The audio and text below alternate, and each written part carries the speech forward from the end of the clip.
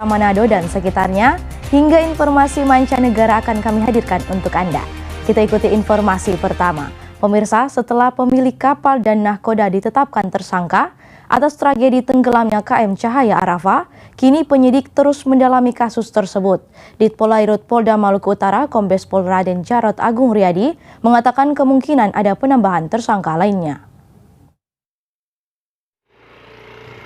Direktorat Kepolisian Perairan dan Udara Ditpolairut Polda Maluku Utara terus mendalami kasus insiden tenggelamnya KM Cahaya Arafah pada 18 Juli lalu di perairan Tokaka, Halmahera Selatan.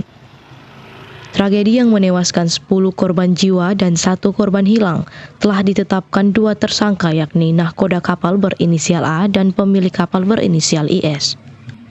Penetapan kedua tersangka ini sesuai pasal 302 UU nomor 17 tahun 2008 tentang pelayaran, serta pasal 12 dan 310,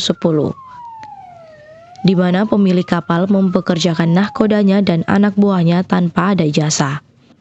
Berdasarkan pengembangan yang masih dilakukan penyidik di lapangan, Ditpolairut Polda Maluku Utara Kombes Pol Raden Jarod Agung Riyadi mengatakan tidak menutup kemungkinan ada penambahan tersangka lainnya.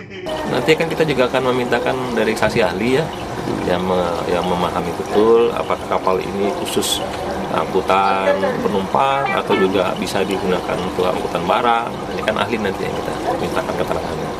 Ada potensi penambahan tersangka gitu Pak? Kita lihat hasil pengembangan nanti penyidikannya. Ini sampai kapan pengembangan Pak? Ya terus, ini kan masih berjalan. Masih berjalan kan? Tidak menutup kemungkinan juga akan bertambah. Berdasarkan hasil bukti permulaan yang cukup ya, dengan hasil pemeriksaan para saksi-saksi yang lain. Sementara itu, nahkoda dan pemilik kapal yang telah ditetapkan tersangka terancam hukuman 10 tahun penjara berdasarkan penerapan pasal 302 yang menewaskan korban jiwa. Dari Maluku Utara, Opik Syarifuddin melaporkan untuk Kawanwa TV.